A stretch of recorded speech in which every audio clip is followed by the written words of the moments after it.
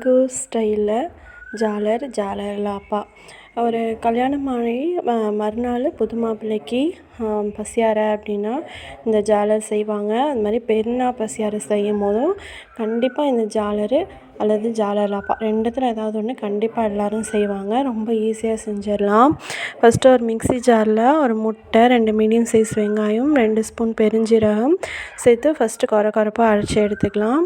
இது கூடவே இந்த ரெசிபிக்கு ஒரு தேங்காய் பால் நம்ம எடுத்து வச்சுக்கணும். ஃபஸ்ட்டு இப்போ அரை மூடி தேங்காய் பாலை இதில் ஊற்றிக்கிறேன். அது கூடவே 1/2 கிலோ அளவுக்கு மைதா, கொஞ்சமாக உப்பு சேர்த்து நல்லா கெட்டி இல்லாமல் மிக்ஸி ஜாரில் நல்லா ஃபைனாக அரைச்சி எடுத்துக்கணும். அப்போ தான் நம்ம அந்த தோசைக்கல்லில் ஊற்றும்போது கெட்டி இல்லாமல் அழகா வரும்.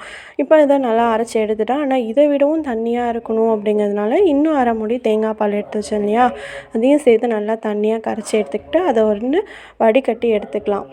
ஜாலர் பாட்டில் அதில் தான் இது ஊற்றுவாங்க. ஜாலர் கோவலை முன்னாடிலாம் சில்வரில் இருக்கும். இப்போ ஜாலர் பாட்டில்னு இந்த 3 ஓட்டை உள்ள பாட்டில் எங்கே பார்த்தாலும் கிடைக்கிது. இந்த மாதிரி நான் ஊற்றுற மாதிரி ஊற்றணும். ஃபஸ்ட்டு நெய்யை நல்லா தடவிட்டு நான் ஊற்றுற மாதிரி ஊற்றிட்டு மேலே நெய் தடவிட்டு செவந்து எடுத்தோம் அப்படின்னா ஜாலர் ரெடி. ஜாலர் லாப்பா எப்படி செய்வாங்க அப்படின்னா, ஃபஸ்ட்டு நான் 2 ஜாலரு நான் சுட்டு எடுத்துக்கிறேன்.